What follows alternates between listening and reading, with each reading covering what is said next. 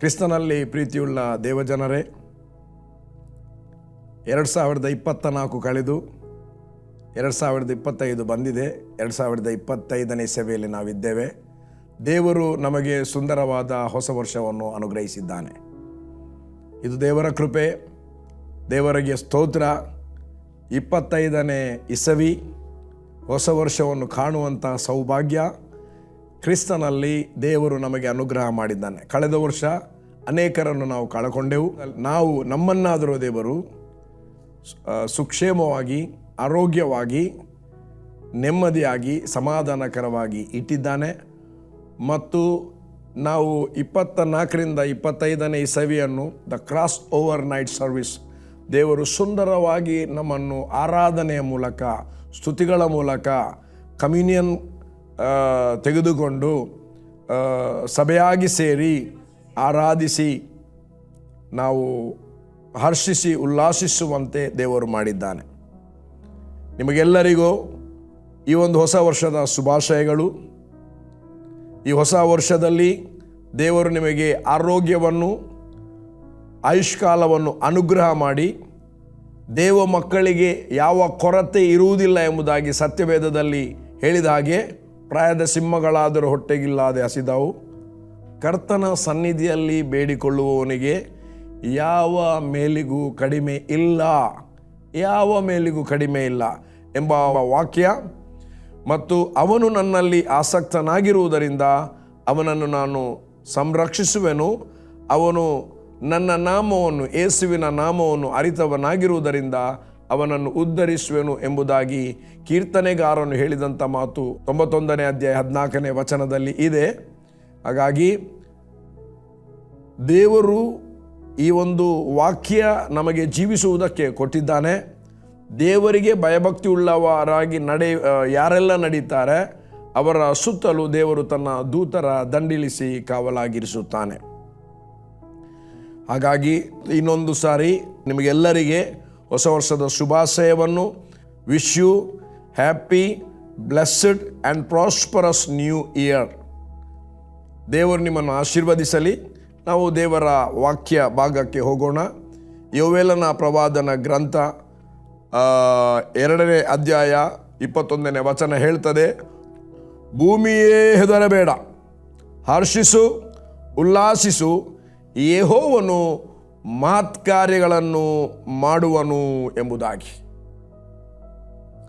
ಈ ಎಲ್ಲ ಹೊಸ ಹಳೆ ಒಡಂಬಡಿಕೆಯ ಎಲ್ಲ ಪ್ರವಾದಿಗಳು ಅವರಿಗೆ ಮೂಲ ಧರ್ಮಶಾಸ್ತ್ರ, ಮೋಶೆ ಬರೆದ ಆದಿಕಾಂಡ ಆಗಲಿ, ಮತ್ತು ವಿಮೋಚನಕಾಂಡ ಆಗಲಿ, ಮತ್ತು ಯಾಜಕ ಕಾಂಡ ಆಗಲಿ, ಅರಣ್ಯಕಾಂಡ ಆಗಲಿ, ಧರ್ಮೋಪದೇಶ ಕಾಂಡ ಆಗಲಿ, ಈ 5 ಅಧ್ಯಾಯಗಳನ್ನು ಓದಿ ಒಬ್ಬ ಪ್ರವಾದಿಯಾಗಲಿ, ಒಬ್ಬ ಯಾಜಕನಾಗಲಿ ಈ 5 ಅಧ್ಯಾಯ ತೋರ ಮುಸ್ಲಿಮರು ತೌರಾತ್ ಅಂತ ಹೇಳ್ತಾರೆ ಈ 5 ಅಧ್ಯಾಯಗಳಿಗೆ. ಮತ್ತು ಇಬ್ರಿಯರು ತೋರಾಹ ಥೋ ಅಂದರೆ ಹಾ ಇದೆ, ತೋರಾ, ಈ ಒಂದು ಹೇಳುವಂಥ ಗ್ರಂಥ ನಾವು ಹಳೆ ಒಡಂಬಡಿಕೆಯಲ್ಲಿ ಧರ್ಮಶಾಸ್ತ್ರ ಎಂಬುದಾಗಿ ಹೇಳ್ತೇವೆ. ಇದನ್ನು ಅವರು ಅಭ್ಯಾಸ ಮಾಡಿ ಆಮೇಲೆ ಅವರಿಗೆ ಕೊಟ್ಟಂಥ ಪ್ರವಾದಿಯ ಸೇವೆಯನ್ನು ಅವರು ಮಾಡ್ತಾ ಇದ್ರು. ದೇವರಿಗೆ ಸ್ತೋತ್ರ. ಹಳೆ ಒಡಂಬಡಿಕೆಯ ಪ್ರವಾದಿಗಳಲ್ಲಿ ಅನೇಕ ಪ್ರವಾದಿಗಳು ಸುಂದರವಾಗಿ ಪ್ರವಾದಿಸಿದ್ದಾರೆ. ಯೆಶಾಯನಂತೂ ಕರ್ತನ ಜನನ ಮತ್ತು ಮರಣಗಳನ್ನು, ಕರ್ತನಾದ ಯೇಸುವಿನ ಜನನ, ಕರ್ತನಾದ ಯೇಸುವಿನ ಮರಣ ಎಲ್ಲವನ್ನು ಆತನು ತಿಳಿಸಿದ್ದಾನೆ. 9ನೇ ಅಧ್ಯಾಯದಲ್ಲಿ ಜನನ, 7ನೇ ಅಧ್ಯಾಯದಲ್ಲಿ ಜನನ, 53ನೇ ಅಧ್ಯಾಯದಲ್ಲಿ ಯೇಸುವಿನ ಮರಣ. ಅದನ್ನೇ ದಾವಿದನು ಪ್ರವಾದಿಯಾಗಿದ್ದ, ಅರಸನಾಗಿದ್ದ. ಅವನು ಪ್ರವಚನಾತ್ಮಕವಾಗಿ 22ನೇ ಅಧ್ಯಾಯ ಕೀರ್ತನೆಯಲ್ಲಿ ಯೇಸುವಿನ ಮರಣದ ಬಗ್ಗೆ ಆತನು ಬರೆದಿದ್ದ. ಎನಿವೇ, ಅವರು ಏನೇ ಮಾಡಿದ್ರು, ಏನೇ ಸೇವೆ ಮಾಡಿದ್ರು, ಅವರು ಧರ್ಮಶಾಸ್ತ್ರದ ಆಧಾರದ ನೆಲೆಯಲ್ಲಿ, ಧರ್ಮಶಾಸ್ತ್ರದ ಆಧಾರದ ಅಡಿಯಲ್ಲಿ ತಮಗೆ ಕೊಡಲ್ಪಟ್ಟಂಥ ಸೇವೆಯನ್ನು ದೇವರಿಗೆ ಫಲಭರಿತವಾಗಿ, ಜಯಭರಿತವಾಗಿ ಮಾಡಿದರು. ಮತ್ತು ಧರ್ಮಶಾಸ್ತ್ರದ ನೆರಳಿನಲ್ಲಿ ಜನರನ್ನು ಪರಾಂಬರಿಸಿ ಬೆಳೆಸಿದರು. ಇವತ್ತು ನಾವು ದೇವರಿಗೆ ಸ್ತೋತ್ರ, ಕ್ರಿಸ್ತನು ನಮಗೆ ತನ್ನ ಕೃಪೆಯನ್ನು, ಧರ್ಮಶಾಸ್ತ್ರವು ಮೋಶೆಯ ಮುಖಾಂತರ ಕೊಡಲ್ಪಟ್ಟಿತು, ಕೃಪೆಯು ಸತ್ಯವು ನಮ್ಮ ಕರ್ತನಾದ ಯೇಸುವಿನ ಮುಖಾಂತರ ಬಂದವು ಎಂಬುದಾಗಿ ಯೋಹಾನನು ಬರೆದ ಸುವಾರ್ತೆ 1ನೇ ಅಧ್ಯಾಯ ಅದು 17ನೇ ವಚನದ ನಂತರ ಬರೆಯಲ್ಪಟ್ಟಿದೆ. ನನ್ನ ಪ್ರಿಯ ದೇವ ಜನರೇ, ಹಾಗಾಗಿ ಭೂಮಿಯೇ ಹೆದರಬೇಡ, ಹರ್ಷಿಸು, ಉಲ್ಲಾಸಿಸು, ಯೆಹೋವನು ಅಂದರೆ ತಂದೆಯಾದ ದೇವರು ಮಹತ್ ಕಾರ್ಯಗಳನ್ನು ಮಾಡುವನು. ಯಾರಿಗೆ ಮಾಡ್ತಾನೆ? ದೇವರ ಮಕ್ಕಳಿಗೆ ಮಾಡ್ತಾನೆ ಮತ್ತು ದೇವ ಮಕ್ಕಳ ಮುಖಾಂತರ ಅನೇಕರಿಗೆ ದೇವರು ಮಹತ್ ಕಾರ್ಯಗಳನ್ನು ಮಾಡುವವನಾಗಿದ್ದಾನೆ. ಯಾವ ವ್ಯಕ್ತಿ ಆ ಮಹತ್ ಕಾರ್ಯವನ್ನು ಮಾಡುವುದಕ್ಕೆ ಕರ್ತನಲ್ಲಿ ಸಿದ್ಧವಾದವರನ್ನು ಮಾತ್ರ ದೇವರು ಉಪಯೋಗಿಸುತ್ತಾನೆ, ಸಿದ್ಧವಾಗದವರನ್ನು ಉಪಯೋಗಿಸಲಿಕ್ಕೆ ಆಗುವುದಿಲ್ಲ. ಕರ್ತನ ಬರೋಣಕ್ಕೆ ಯಾರೆಲ್ಲ ಸಿದ್ಧವಾಗಿರ್ತಾರೆ ಅವರು ಮಾತ್ರ ರ್ಯಾಪ್ಚರ್ ಆಗ್ತಾರೆ, ಉಳಿದವರು ಬಿಡಲ್ಪಡ್ತಾರೆ. ಬಿಡಲ್ಪಟ್ಟ ಮೇಲೆ ಸಿದ್ಧವಾದಾಗ ಆಂಟಿಕ್ರೈಸ್ಟ್ ರೂಲಿನಲ್ಲಿ ಅವರು ಕೊಲ್ಲಲ್ಪಟ್ಟು ಆ ಒಂದು ಸ್ಥಳಕ್ಕೆ ಎತ್ತಲ್ಪಡುತ್ತಾರೆ. ಹಾಗಾಗಿ ಯಾರು ದೇವರ ವಾಕ್ಯದಲ್ಲಿ ಸಿದ್ಧವಾಗುವಂಥದ್ದು ಬಹಳ ಪ್ರಾಮುಖ್ಯ. 34ನೇ ಅಧ್ಯಾಯ 1ನೇ ವಚನವನ್ನು ಓದುವಾಗ ವಿಮೋಚನಾ ಕಾಂಡ, ಅದರಲ್ಲಿ ಯೆಹೋವನು ಮೋಶೆಗೆ, ದೇವರು ಮತ್ತು ಮೋಶೆ ಇಬ್ಬರೇ ಇದ್ದಾರೆ, 3ನೇ ವ್ಯಕ್ತಿಯೇ ಇಲ್ಲ ಅಲ್ಲಿ. ನೀನು ನಾಳೆ ಬೆಳಿಗ್ಗೆ ಸಿದ್ಧವಾಗಿ ನಾನು ಹೇಳಿದ ಸ್ಥಳಕ್ಕೆ, ಅದು ಮುಂದೆ ಓದ್ತಾ ಹೋಗುವಾಗ ಅನೇಕ ಸಂಗತಿಗಳಿದೆ. ಸಿದ್ಧವಾಗಿ ನಾವು ದೇವರಿಗೋಸ್ಕರ ಸಿದ್ಧವಾಗುವಂಥದ್ದು.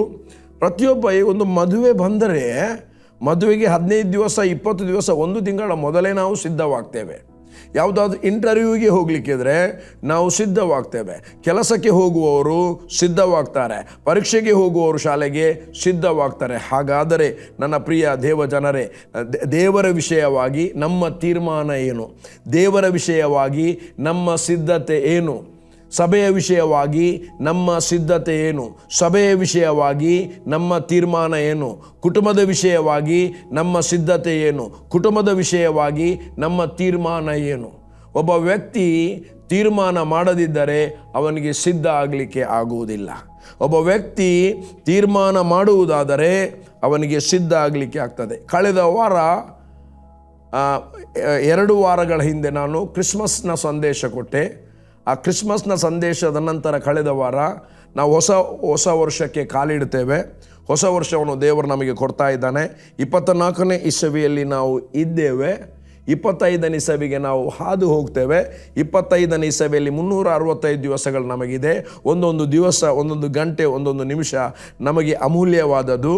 ಆ ದೇವರು ಅದನ್ನು ನಮಗೆ ಕೊಡುವಂಥ ಒಂದೊಂದು ಗಂಟೆ, ಒಂದೊಂದು ನಿಮಿಷ, ಒಂದೊಂದು ದಿನ, ಒಂದೊಂದು ತಿಂಗಳು ಫಲಭರಿತವಾಗಿ, ಜಯಭರಿತವಾಗಿ ನಾವು ಅನುಭವದಿಂದ ಹಾದು ಹೋಗಬೇಕಾದರೆ ಹೊಸ ವರ್ಷಕ್ಕಿಂತ ಮುಂಚೆನೇ ನಾವು ಸಿದ್ಧರಾಗಬೇಕೆಂಬ ಸಿದ್ಧತೆಯ ಒಂದು ಸಂದೇಶವನ್ನು ನಾನು ಕೊಟ್ಟಿದ್ದೆ. ನಾನು ಸಿದ್ಧ ಆಗಿದ್ದೇನೆ. ನಾನು ತೀರ್ಮಾನ ಮಾಡಿದ್ದೇನೆ ಈ ವರ್ಷ ಏನು ಮಾಡಬೇಕು. ಒಂದು ತೀರ್ಮಾನ, ನಮ್ಮ ನಾಲಿಗೆಯನ್ನು ಕಾಪಾಡುವಂಥ ತೀರ್ಮಾನ. ಯಾರ ಬಗ್ಗೆ ನಾನು ಮಾತನಾಡುವುದಿಲ್ಲ ಅದರ ತೀರ್ಮಾನ. ಸುಳ್ಳು ಅಪೋಸ್ತಲರು, ಸುಳ್ಳು ಬೋಧಕರು, ಸುಳ್ಳು ಪ್ರವಾದಿಗಳು, ಸುಳ್ಳು ಸಹೋದರರು ಎಲ್ಲ ಇದರ ಬಗ್ಗೆ ಬೈಬಲ್ನಲ್ಲಿ ಬರೆದಿದೆ. ಅವರ ಬಗ್ಗೆ ನಾನು ಹೇಳ್ತಾ ಇಲ್ಲ. ಸುಳ್ಳನ್ನು ನಾವು ಖಂಡಿಸುವಂಥದ್ದು, ಸತ್ಯವನ್ನು ಎತ್ತಿ ಹಿಡಿಯುವಂಥದ್ದು. ಸುಳ್ಳನ್ನು ಮಾತನಾಡದಿರುವಂಥದ್ದು, ಸತ್ಯವನ್ನು ಮಾತನಾಡದಿರುವುದು. ಜೀವಿಸುವುದು ನಾವು ಇನ್ನು ಮೇಲೆ ನಮಗೋಸ್ಕರ ಅಲ್ಲ, ಕ್ರಿಸ್ತನಿಗೋಸ್ಕರ ಜೀವಿಸುವಂಥ ತೀರ್ಮಾನ. ದೇವರಿಗೋಸ್ಕರ ದೇವರ ಚಿತ್ತವನ್ನು ಮಾಡುವಂಥ ತೀರ್ಮಾನ. ದೇವರ ಚಿತ್ತವನ್ನು ಕರ್ತನಿಗೋಸ್ಕರ ಮಾಡುವಾಗ ಅದರಲ್ಲಿ ಬೆನಿಫಿಟ್ ಇರುವುದು ನಮಗೆ, ದೇವರಿಗೆ ಅಲ್ಲ. ದೇವರು ತನ್ನ ಗೌರವವನ್ನು ಕಾಪಾಡಲಿಕ್ಕೆ ಆತನಿಗೆ ಯಾರೂ ಬೇಡ. ಆದರೆ ಆತನು ಲೋಕವನ್ನು ಪ್ರೀತಿಸಿ ಅದರಲ್ಲಿ ನಾವಿದ್ದೇವೆ. ಆತನ ಒಬ್ಬನೇ ಮಗನಾದ ಯೇಸುವನ್ನು ನಮಗೆ ಕೊಟ್ಟಿದ್ದಾನೆ. ಪ್ರಿಯರೇ, ಇದನ್ನು ನಾವು ಎಂದಿಗೂ ಮರೆಯಬಾರದು. ಯೇಸು ಶಿಲುಬೆಯಲ್ಲಿ ಜಜ್ಜಲ್ಪಟ್ಟಿದ್ದಾನೆ. ತಂದೆಯಾದ ದೇವರ ಮಗನನ್ನು ರೋಮನ್ ಸಾಮ್ರಾಜ್ಯವರು ಜಜ್ಜುವಂಥದ್ದು ನೋಡಿದ್ದಾರೆ. ತಂದೆಯಾದ ದೇವರು ನೋಡಿದ್ದಾರೆ, ಅವರನ್ನು ನಿಲ್ಲಿಸಲಿಲ್ಲ. ಹಳೆಯ ಒಡಂಬಡಿಕೆಯಲ್ಲಿ ದಾತಾನ್ ಮತ್ತು ಅಬಿಹು ಇವರ ಇಬ್ಬರು ಮಕ್ಕಳು ಯಾಜಕನಾದ ಆರೋನನ ಮಕ್ಕಳು ಆರೋನನಿಗೆ ಮತ್ತು ಮೋಶೆಗೆ ವಿರುದ್ಧವಾಗಿ ಮಾತಾಡಿದಾಗ ಯಜ್ಞವೇದಿಯ ಬೆಂಕಿ ಅವರನ್ನು ದಹಿಸಿತ್ತು. ಕೋರಹ ಅವನು ಮೋಶೆಯ ಕಸಿನ್, ಪಕ್ಕ ಕಸಿನ್. ಅವನನ್ನು ದೇವರು 70 ಮಂದಿಯಲ್ಲಿ ಅವನನ್ನು ಕೂಡ ಆರಿಸಿದರು. ಮೋಶೆಯಲ್ಲಿದ್ದ ಕೃಪಾವರ ಅವರಿಗೆ ಇಂಪಾರ್ಟೇಷನ್ ಮಾಡಿದರು. ಅವರು ಪ್ರವಾದನೆ ಹೇಳಲಿಕ್ಕೆ ಸ್ಟಾರ್ಟ್ ಮಾಡಿದರು. ಅಯ್ಯೋ, ಸೊಕ್ಕಿಕೊಂಡು ಬಿಟ್ಟರು. ಆವಾಗ ಅವರನ್ನು ತಂದು ನಿಲ್ಲಿಸು ಅಂತ ಹೇಳಿದ. ಅವರೆಲ್ಲರ ಮುಂದೆ ಆರೋನನ ಕೋಲು ಚಿಗುರಿತು. ಯಾರ ಕೋಲು ಚಿಗುರಲಿಲ್ಲ, ಒಬ್ಬನ ಮಾತ್ರ ಕೋಲು ಚಿಗುರಿತು, ಎಲೆ ಬಿಟ್ಟಿತು, ಹೂ ಬಿಟ್ಟಿತು, ಬಾದಾಮಿ ಹಣ್ಣು, ಬಾದಾಮಿ, ದಟ್ ಈಸ್ ಬಾದಾಮಿ ಅಂದರೆ ರಿಚಸ್. ಎಲ್ಲರ ಮುಂದೆ ಆರೋನನ ತಲೆ ಎತ್ತಲ್ಪಟ್ಟಿತು. ಮತ್ತು ಅವರು ಕೋರಹ ಮತ್ತು ಅವನ ಫ್ಯಾಮಿಲಿ ವಿರುದ್ಧವಾಗಿ ನಿಂತಿದ್ದವರು ಭೂಮಿ ಬಾಯಿ ತೆರೆದು ಅವರನ್ನು ನುಂಗಿಬಿಟ್ಟಿತು ಮತ್ತು ಭೂಮಿ ಮುಚ್ಚಿತು. ದೇವರಿಗೆ ಇದನ್ನು ಮಾಡಲು ಶಕ್ತಿ ಇರುವುದಾದರೆ ತನ್ನ ಕಳಿಸಲ್ಪಟ್ಟ ತನ್ನ ಮಗನಾದ ಯೇಸು, ಒಬ್ಬನೇ ಮಗನಾದ ಯೇಸು ಶಿಲುಬೆಯಲ್ಲಿ ಸಾಯುವಾಗ, ಶಿಲುಬೆಗೆ ಕೊಂಡೋಗುವಾಗಲೇ ಮಾಯ ಮಾಡ್ಬೋದಿತ್ತು. ಅಥವಾ ಅವರು ಯೇಸು ಒಬ್ಬನನ್ನು ಬಿಟ್ಟು ಬಾಕಿ ಅವರನ್ನೆಲ್ಲ ಭೂಮಿ ತೆರೆದು ನುಂಗಬಹುದಿತ್ತು. ದೇವರಿಗೆ ಅಸಾಧ್ಯವೇ ಇಲ್ಲ. ಆದರೆ ಯೇಸುವನ್ನು ಜಜ್ಜುವುದು ನಮಗೋಸ್ಕರ ದೇವರ ಸಂಕಲ್ಪವಾಗಿತ್ತು. ಯಾಕೆ? ನಾವು ದೇವರ ಮುಂದೆ ನಮಗೆ ಯಾರಿಗೂ ಆ ಮಹಾಪರಿಶುದ್ಧ ಸ್ಥಳಕ್ಕೆ ಎಂಟ್ರಿ ಇರಲಿಲ್ಲ. ತೆರೆಯನ್ನು ಒಡೆದು ಬಿಟ್ಟರು. ಪರಿಶುದ್ಧ ಸ್ಥಳ ಮತ್ತು ಮಹಾಪರಿಶುದ್ಧ ಸ್ಥಳ ಒಂದಾಯಿತು. ಮಹಾಯಾಜಕನ ಯಜ್ಞ ಕ್ಯಾನ್ಸಲ್. ಯೇಸುವೆ ಯಜ್ಞಾರ್ಪಿತನಾಗಿ ಸಕಲ ಜನರ ಪಾಪವನ್ನು ಪರಿಹಾರ ಮಾಡಿದ. ಎಲ್ಲ ಅನ್ಯರನ್ನು, ಇಸ್ರಾಯೇಲೇತರ ಎಲ್ಲರನ್ನು ದೇವರಿಗೋಸ್ಕರ ಸ್ವೀಕಾರ ಮಾಡುವುದಕ್ಕಾಗಿ ಯೇಸು ಯಜ್ಞಾರ್ಪಿತನಾದ. ಇಸ್ರಾಯೇಲಿಗೋಸ್ಕರವೂ ನಮಗೋಸ್ಕರವೂ ಯಜ್ಞಾರ್ಪಿತನಾದ, ನಮ್ಮನ್ನು ಕೊಂಡುಕೊಂಡ. ನಾವು ಯೇಸುವಿನ ಅಮೂಲ್ಯ ರಕ್ತದಿಂದ ದೇವರಿಗೆ ಮಕ್ಕಳಾಗಿ ನಮ್ಮನ್ನು ಖರೀದಿ ಮಾಡಿದ್ದಾರೆ. ಕರ್ತನಾದ ಯೇಸು ಖರೀದಿ ಮಾಡಿದ್ದಾರೆ. ನಾವು ನಮ್ಮ ಸ್ವಂತ ಅಲ್ಲ. ಆಲೋಚನೆ ಮಾಡಿ, ಸಭೆ ನಮಗೆ ಕೊಡಲ್ಪಟ್ಟ ಸಭೆ ನಮ್ಮದಲ್ಲ, ಕರ್ತನಾದ ಯೇಸುವಿದು. ಸಭೆಯಲ್ಲಿರುವ ಜನರು ನಮ್ಮದಲ್ಲ, ಕರ್ತನಾದ ಯೇಸುವಿನ ಕುರಿಗಳು. ದೇವರು ನಮ್ಮನ್ನೇ ಅಪಾಯಿಂಟ್ ಮಾಡಿದ್ದಾನೆ ಕುರುಬರಾಗಿ. ನಮಗೆ ಇಷ್ಟ ಬಂದಾಗೆ ಅವರ ಹತ್ರ ಮಾತಾಡಲಿಕ್ಕೆ ಆಗುವುದಿಲ್ಲ. ಇಷ್ಟ ಬಂದಾಗೆ ನಾವು ರ್ಯಾಶ್ ಮಾತಾಡಲಿಕ್ಕೆ ಇಲ್ಲ, ದಬ್ಬಾಳಿಕೆ ಮಾಡಲಿಕ್ಕೆ ಇಲ್ಲ. ಪೇತ್ರ ಹಿರಿಯ ಸೇವಕನಾದರೆ ಪೇತ್ರ ಹೇಳ್ತಾನೆ ಹೇಗೆ ನಾವು ಪರಾಮರಿಸಬೇಕೆಂಬುದಾಗಿ. ಬಲಾತ್ಕಾರದಿಂದ ಅಲ್ಲ, ನೀಚ ದ್ರವ್ಯದ ಆಶೆಯಿಂದ ಅಲ್ಲ, ಮಂದೆಗೆ ಮಾದರಿಯಾಗಿದ್ದು ಅವರನ್ನು ಪರಾಮರಿಸಬೇಕು. ನಾನು ಮಾಡಬೇಕು, ಮತ್ತೆ ಅವರಿಗೆ ಮಾಡಲಿಕ್ಕೆ ಹೇಳಬೇಕು. ನಾನು ಪ್ರಾರ್ಥನೆ ಮಾಡಬೇಕು, ಜನರಿಗೆ ಪ್ರಾರ್ಥನೆ ಮಾಡಲಿಕ್ಕೆ ಹೇಳಬೇಕು. ನಾನು ಸಮಾಧಾನದಲ್ಲಿರಬೇಕು, ಜನರಿಗೆ ಸಮಾಧಾನವನ್ನು ಬೋಧಿಸಬೇಕು. ನಾನು ಗಲಾಟೆ ಮಾಡಬಾರ್ದು, ಅವರಿಗೆ ಗಲಾಟೆ ಮಾಡಬಾರ್ದು ಅಂತ ಹೇಳಬೇಕು. ನಾನು ಸಿಟ್ಟು ಮಾಡಬಾರ್ದು, ಅವರಿಗೆ ಹೇಳಬೇಕು ಸಿಟ್ಟು ಮಾಡಬೇಡಿ. With practical life.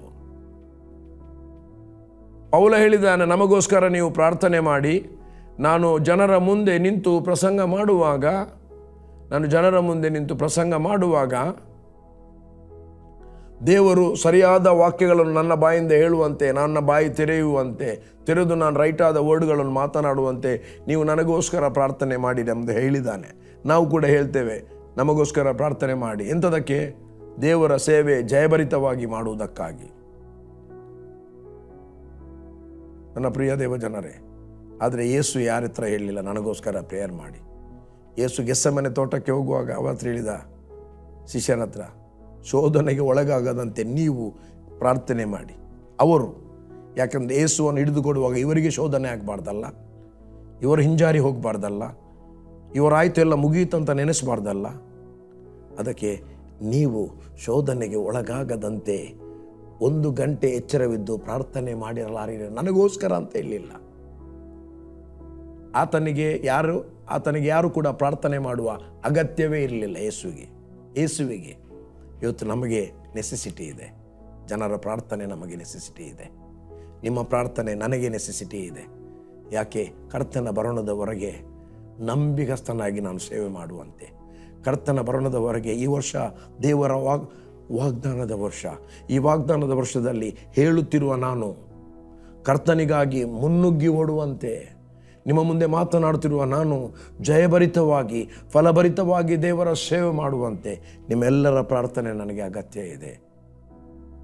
ಎಸ್, ಆದರೆ ಯೇಸುವಿಗೆ ಯಾರು ಪ್ರಾರ್ಥನೆ ಮಾಡುವ ಅಗತ್ಯ ಇಲ್ಲ. ಅವರು ಕೇಳಿಕೊಳ್ಳೇ ಇಲ್ಲ. ಯಾಕೆ? He is the prince of piece. ಆತನ ಹೆಸರೇನು? ಅದ್ಭುತ ಸ್ವರೂಪನ, ಆಲೋಚನೆಕರ್ತನು, ಪರಾಕ್ರಮದ ದೇವರು, ನಿತ್ಯನಾದ ತಂದೆ, ಸಮಾಧಾನದ ಪ್ರಭು, ಪ್ರಿನ್ಸ್ ಆಫ್ ಪೀಸ್. ನನ್ನ ಪ್ರಿಯ ದೇವಜನರೇ, ನಾನಾಗ ಹೇಳ್ತಿದ್ದೆ, ಭೂಮಿಯ ಹೆದರಬೇಡ, ಹರ್ಷಿಸು, ಉಲ್ಲಾಸಿಸು, ಯೆಹೋವನು ಮಾತು ಕಾರ್ಯವನ್ನು ಮಾಡುವನು.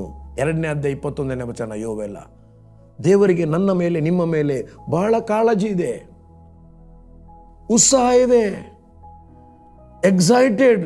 ನಮಗೋಸ್ಕರ ಒಳ್ಳೆಯದು ಮಾಡಬೇಕು, ನಾವು ಒಳ್ಳೆಯದಾಗಿ ಜೀವಿಸಬೇಕು, ದೇವರ ಗೌರವವಾಗಿ ನಾವು ಜೀವಿಸಬೇಕು, ದೇವರ ಜೀವಂತ ಪತ್ರಿಕೆಗಳಾಗಿ ನಾವು ಕ್ರಿಸ್ತನ ಜೀವಂತ ಪತ್ರಿಕೆಗಳಾಗಿ ಜೀವಿಸಬೇಕೆಂಬ ಕಾಳಜಿ ದೇವರಿಗಿದೆ. ಅದಕ್ಕೆ 29ನೇ ಅಧ್ಯಾಯ 11ನೇ ವಚನ ಯೆರೆಮೀಯನ ಪ್ರವಾದನೆ ಗ್ರಂಥದಲ್ಲಿ ಹೇಳ್ತಾನೆ, ನಾನು ನಿಮ್ಮ ವಿಷಯವಾಗಿ ಮಾಡಿರುವ ಆಲೋಚನೆಗಳನ್ನು ನಾನೇ ಬಲ್ಲೆನು.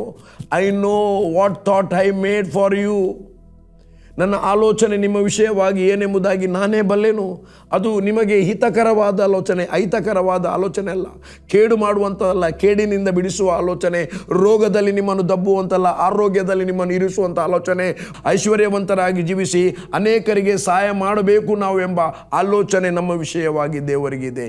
ನನ್ನ ಪ್ರಿಯ ದೇವ ಜನರೇ, ಇದು ದೇವರ ಆಲೋಚನೆ. ಇವತ್ತು ಮನುಷ್ಯನು ಹಣ ಸಂಪಾದನೆಗೋಸ್ಕರ ಸೇವೆ ಮಾಡಬಹುದು. ಮನುಷ್ಯರು ಹಣ ಸಂಪಾದಿಸೋದಕ್ಕೋಸ್ಕರ ತಮ್ಮ ಇಮಾನ್, ತಮ್ಮ ನೀತಿಯನ್ನು ಮಾರಬಹುದು. ಹೇಗೆ ಇಬ್ರಿಯರು ಬರೆದ ಪತ್ರಿಕೆ 12ನೇ ಅಧ್ಯಾಯದಲ್ಲಿ ಹೇಳ್ತದೆ, ಒಂದು ಹೊತ್ತಿನ ಊಟಕ್ಕೋಸ್ಕರ ಏಸಾವನು ತನ್ನ ಪ್ರಥಮ ಫಲದ ಹಕ್ಕನ್ನೇ ಯಾಕೋಬನಿಗೆ ಮಾರಿಬಿಟ್ಟ, ಒಂದು ಅಲಸಂದಿ ಗುಗ್ಗರಿಗೋಸ್ಕರ. ಅದಕ್ಕೋಸ್ಕರ ಏಸಾವನಂತ ಪ್ರಾಪಂಚಿಕರು ನೀವು ಆಗಬೇಡಿ ಅಂತ ಹೇಳ್ತದೆ. ಚಿಯೋನಿನಲ್ಲಿ ಹುಟ್ಟಿದವರು, ಚಿಯೋನಿನಲ್ಲಿ ಹುಟ್ಟಿದ ಮಕ್ಕಳು ಮತ್ತು ಯೇಸು ಕ್ರಿಸ್ತನ ಶಿಷ್ಯರು, ದೇವರ ಮಕ್ಕಳಾದ ನಾವು, ರಕ್ಷಣೆ ಹೊಂದಿದಂಥ ನಾವು, ಪರಲೋಕದ ರಾಯಭಾರಿಗಳಾಗಿ ಅಧಿಕಾರ ಹೊಂದಿದ ನಾವು, ವಿ ಆರ್ ದ ಸೇವಿಯರ್ಸ್. ರಕ್ಷಕರು ಎದ್ದು ಏಸಾವನ ಪರ್ವತವನ್ನು ಆಳಬೇಕಾದ್ರೆ ಏಸಾವನಂತ ಪ್ರಾಪಂಚಿಕರು ನಾವು ಆಗಿರಬಾರದು. ನಾವು ಪರಿಶುದ್ಧರನ್ನು ಸಮಾಧಾನದಲ್ಲಿ ಇರುವುದಕ್ಕೂ ಪರಿಶುದ್ಧವನ್ನು ಹೊಂದುವುದಕ್ಕೂ ದೇವರು ನಮ್ಮನ್ನು ಆರಿಸಿಕೊಂಡಿದ್ದಾನೆ. ಎಲ್ಲರ ಸಂಗಡ ಸಮಾಧಾನದಲ್ಲಿ ಇರುವುದಕ್ಕೂ ಪರಿಶುದ್ಧತೆಯಲ್ಲಿ ನಡೆಯುವುದಕ್ಕೂ ಪ್ರಯತ್ನ ಮಾಡಿರಿ ಎಂಬುದಾಗಿ ಬೈಬಲ್ ಹೇಳ್ತದೆ. ಅದರ ಮುಂದೆ ನಿಮ್ಮಲ್ಲಿ ಯಾರಾದರೂ ವಿಷದ ಬೀಜ ಹುಟ್ಟಿ ಏಸಾವನಂತ ಪ್ರಾಪಂಚಿಕರು, ಒಳ್ಳೆಯ ವಚನ ಓದುವ ಅದನ್ನೊಂದು ಓದಿ ನಾನು ಮುಂದೆ ದೇವರ ಪ್ರವಾದನೆ ವಚನವನ್ನು ನಾನು ಹೇಳ್ತೇನೆ. ದೇವರು ಈ ವರ್ಷ ನನಗೆ ಕೊಟ್ಟ ಪ್ರವಾದನ ವಚನವನ್ನು ಹೇಳ್ತೇನೆ. ಏಸಾವನಂತ ಪ್ರಾಪಂಚಿಕರು, ಇದು ಬಹಳ ಪ್ರಾಮುಖ್ಯ. ಇಬ್ರಿಯರು ಬರೆದ ಪತ್ರಿಕೆ 12ನೇ ಅಧ್ಯಾಯ, ಎಲ್ಲರ ಸಂಗಡ ಸಮಾಧಾನದಿಂದ ಇರುವುದಕ್ಕೂ 14ನೇ ವಚನ, ಪರಿಶುದ್ಧತೆಯನ್ನು ಹೊಂದುವುದಕ್ಕೂ ಪ್ರಯತ್ನ ಮಾಡಿರಿ. ಪರಿಶುದ್ಧತೆ ಇಲ್ಲದೆ ಯಾರೂ ಕೂಡ ಯಾವನು ಕರ್ತನನ್ನು ಕಾಣುವುದಿಲ್ಲ. ನಿಮ್ಮಲ್ಲಿ ಯಾವನಾದರೂ ದೇವರ ಕೃಪೆಗೆ ತಪ್ಪಿ ಹಿಂಜರಿಯದಂತೆ. ನೋಡಿ, ಕೃಪೆ ಪಾಪ ಮಾಡಲಿಕ್ಕೆ ಲೈಸೆನ್ಸ್ ಕೊಡುವುದಿಲ್ಲ. ದೇವರ ಕೃಪೆಗೆ ತಪ್ಪುವಂಥ ಚಾನ್ಸ್ ಇದೆ ವಿಶ್ವಾಸಿಗಳು. ದೇವರ ಕೃಪೆಗೆ ತಪ್ಪಿ ಹಿಂಜರಿಯದಂತೆ ಯಾವ ವಿಷಯವುಳ್ಳ ಬೀಜವು ನಿಮ್ಮಲ್ಲಿ ಚಿಗುರಿ, ಸಭೆಯ ಒಳಗೆ ಒಬ್ಬರ ಮಧ್ಯದಲ್ಲಿ ಒಬ್ಬರಿಗೆ, ಸೇವಕರ ಮಧ್ಯದಲ್ಲಿ ಸೇವಕರಿಗೆ ವಿಷಯವುಳ್ಳ ಬೀಜವು ಚಿಗುರುವುದಕ್ಕಿಂತ ಮುಂಚೆ ಒಬ್ಬರ ಸಂಗಡ ಸಮಾಧಾನ ಆಗಬೇಕು.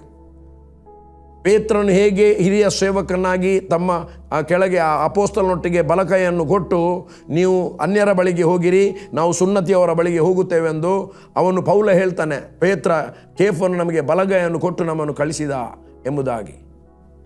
ಹೊಸ ಒಡಂಬಡಿಕೆಯಲ್ಲಿ ಸೇವೆಯಲ್ಲಿ ಒಬ್ಬ ವ್ಯಕ್ತಿ ಒಬ್ಬನಿಗೆ ಬಲಗೈಯನ್ನು ಕೊಡುವುದಂದರೆ ಇಟ್ ಈಸ್ ಫೇತ್ನಲ್ಲಿ ನಾನು ನಿನ್ನ ಸಂಗಡ ಇದ್ದೇನೆ, ಶರೀರವಾಗಿಯೂ ಆತ್ಮೀಕವಾಗಿಯೂ ನಾನು ನಿನ್ನ ಸಂಗಡ ಇದ್ದೇನೆ. ಅವನು ಪ್ರಾರ್ಥನೆ ಮಾಡುತ್ತಾನೆ. ಹಿರಿಯ ಸೇವಕನಾದ ಪೇತ್ರ ಅವರನ್ನು ಕಳಿಸುವಾಗ ಪ್ರಾರ್ಥನೆ ಮಾಡಿ ಕಳಿಸಿದ ಪೌಲ ಬಾರ್ನಬ ಅವರು ಸಫಲತೆಯಲ್ಲಿ ಕರ್ತನೊಂದಿಗೆ ಇದ್ದು, ಕರ್ತನು ಅವರ ಕೂಡ ಇದ್ದು ಅತಿಶಯವಾದ ಸೇವೆ ಮಾಡಿದ ದ್ರವ್ಯವನ್ನು ಒಂದೇ ಕೇಳಿಕೊಂಡ ಪೇತ್ರನು, ನೀವು ನಮ್ಮಲ್ಲಿರುವ ಬಡವರನ್ನು ಜ್ಞಾಪಕ ಮಾಡಿ. ಅವರು ಬಡವರು ತಾತ್ಕಾಲಿಕವಾಗಿದ್ದದು.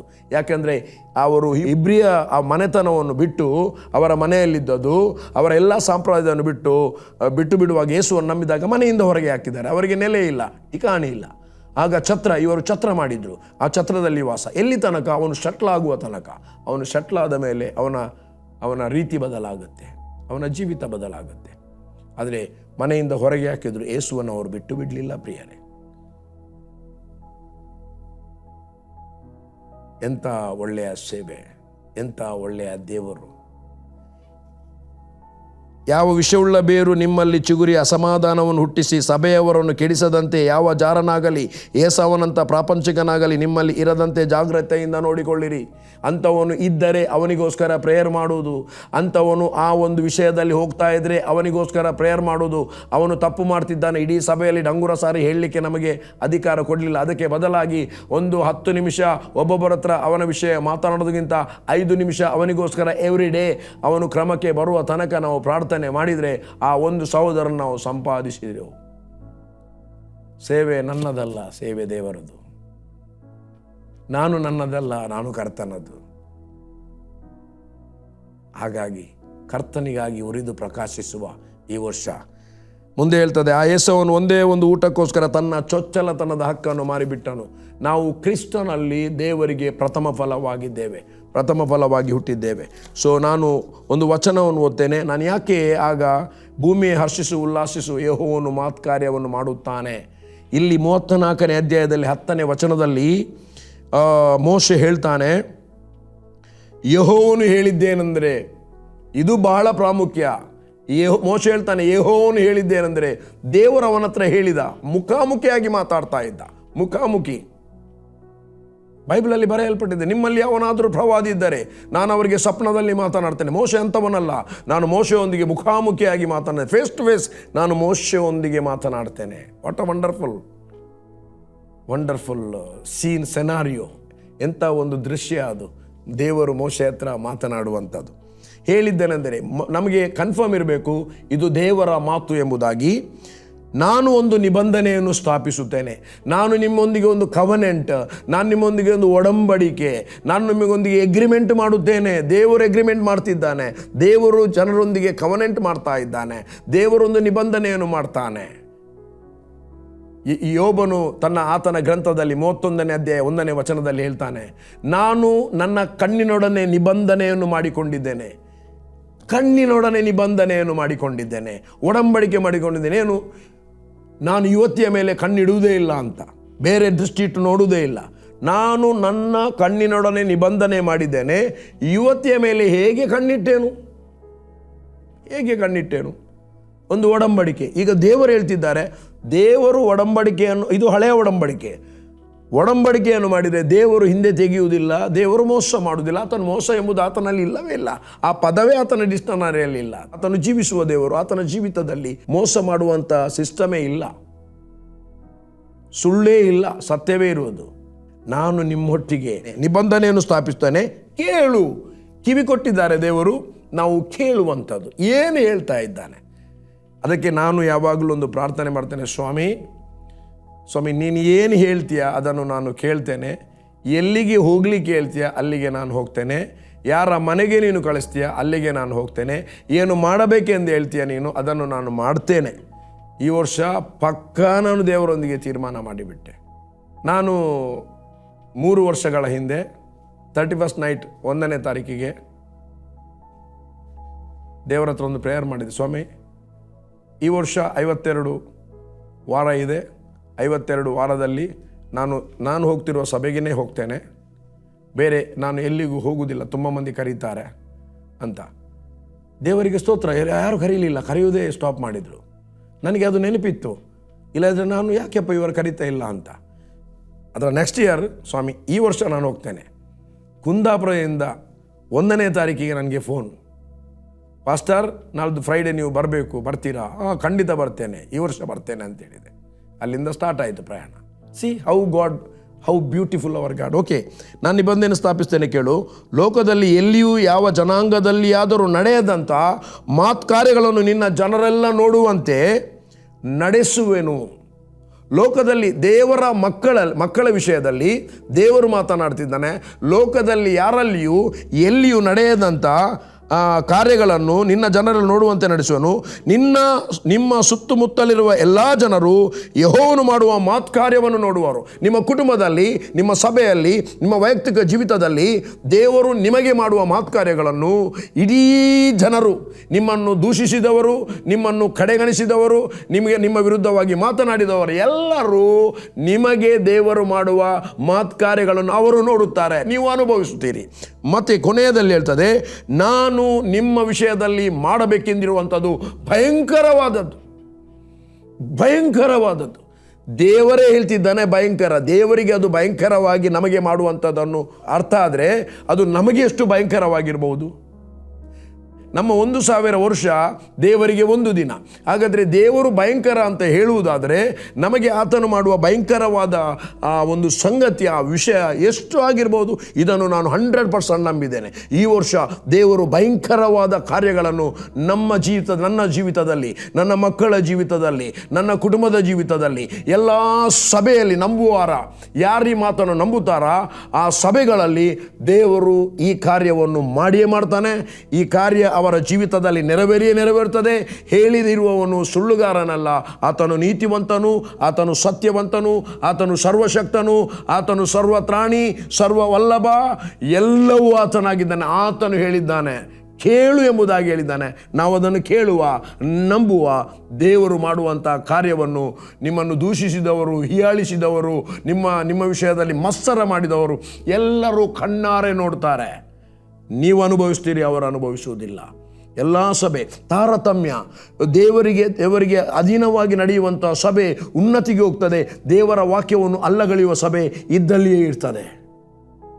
ದೇವರನ್ನು ನಂಬಿರುವ ಸಭೆ ಮೇಲಕ್ಕೆ ಹೋಗುತ್ತದೆ. ಎಲ್ಲರೂ ನೋಡುವಾಗ ಈ ವರ್ಷ ಪ್ರಾರಂಭದಲ್ಲಿ ಏನಿಲ್ಲ, 31 ಬರುವಾಗ ಅವರ ಕಲ್ಲರ್ ಬದಲಾಗುತ್ತದೆ. ಅಂದರೆ ರೈಟ್ ಕಲ್ಲರ್ನಲ್ಲಿ, ರೈಟ್ ವರ್ಡ್ನಲ್ಲಿ, ರೈಟ್ ಮಹಿಮೆಯಲ್ಲಿ ದೇವರು ಕೊಡುವ ಎಲ್ಲವನ್ನು ಅನುಭವದಿಂದ ಸವಿದು ನೋಡುತ್ತಾ ಮಹಿಮೆಕರವಾದ ಕಾರ್ಯಗಳು ಅವರ ಮೂಲಕ ನೆರವೇರುತ್ತದೆ. ಪ್ರಿಯರೇ, ಇದನ್ನು ನಾನು ಕಂಟಿನ್ಯೂ ಮಾಡ್ತೇನೆ ನೆಕ್ಸ್ಟ್ ವೀಕಿಗೆ ಸಮಯ ಆಯಿತು. ಬಟ್ ಇದನ್ನು ಮೆಡಿಟೇಟ್ ಮಾಡಿ. ಈ ಒಂದು ವಾಕ್ಯ ನನಗೆ ಕ್ಲಿಯರ್ ಅರ್ಥ ಆಗಲಿಕ್ಕೆ 17ನೇ ತಾರೀಕು ಅರ್ಕಲ್ಗೂಡ್ನಲ್ಲಿ ನಾನು 4 ಗಂಟೆಗೆ ಇದ್ದಿದ್ದೇನೆ. 5 ಗಂಟೆಗೆ ಇದನ್ನು ಮಾತಾಡಿದರು ದೇವರು. ಪ್ರೇಯರ್ ಮಾಡ್ತಾ ಇದ್ದು ಇಮ್ಮಿಡಿಯೇಟ್ಲಿ ಆ 34ನೇ ಅಧ್ಯಾಯ 1ನೇ ವಚನ ನನಗೆ ನೆನಪಾಯಿತು. ಇಡೀ ಅಧ್ಯಾಯ ಓದಿದೆ. ನಂತರ ಮನೆಗೆ ಬಂದೆ. ಇಡೀ ವಿಮೋಚನ ಕಾಂಡ, ಅರಣ್ಯಕಾಂಡ 20ನೇ ಅಧ್ಯಾಯ ಓದುವಾಗ 31 ಬಂದೇ ಬಿಟ್ಟಿತ್ತು. ಸ್ಟಡಿ ಮಾಡ್ತಾ ಇದ್ದೆ. ಆ ಸ್ಟಡಿ ಮಾಡಿ ಈ ವಾಕ್ಯದ ಅರ್ಥ ನನಗೆ ದೇವರು ಕೊಟ್ಟ. ಈ ವಾಕ್ಯದ ಮೂಲಕ ದೇವರು ನಿಮ್ಮನ್ನು ಆಶೀರ್ವದಿಸಲಿ. ಹೊಸ ವರ್ಷ ನಿಮಗೆ ಲಾಭದಾಯಕ. ಹೊಸ ವರ್ಷ ನೀವು ಅತಿ ಉನ್ನತಿಗೆ ಹೋಗುವಂತೆ.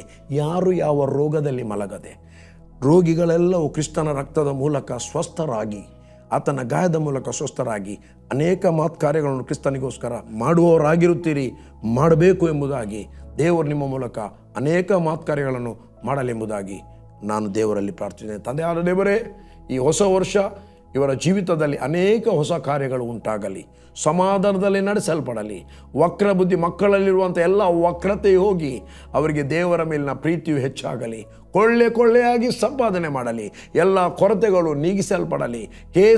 ಕೋರ್ಟ್ ಕೇಸುಗಳು ಎಲ್ಲವೂ ಕ್ಯಾನ್ಸಲ್ ಆಗಲಿ. ಯೇಸು ನಾಮದಲ್ಲಿ ಇವರಿಗೆ ಜಯ ಉಂಟಾಗಲಿ ಎಂಬುದಾಗಿ ಪ್ರಾರ್ಥಿಸ್ತೇನೆ. ಯೇಸುವಿನ ನಾಮದಲ್ಲಿ ತಂದೆಯೇ, ಆಮೆನ್, ಆಮೆನ್, ಆಮೆನ್.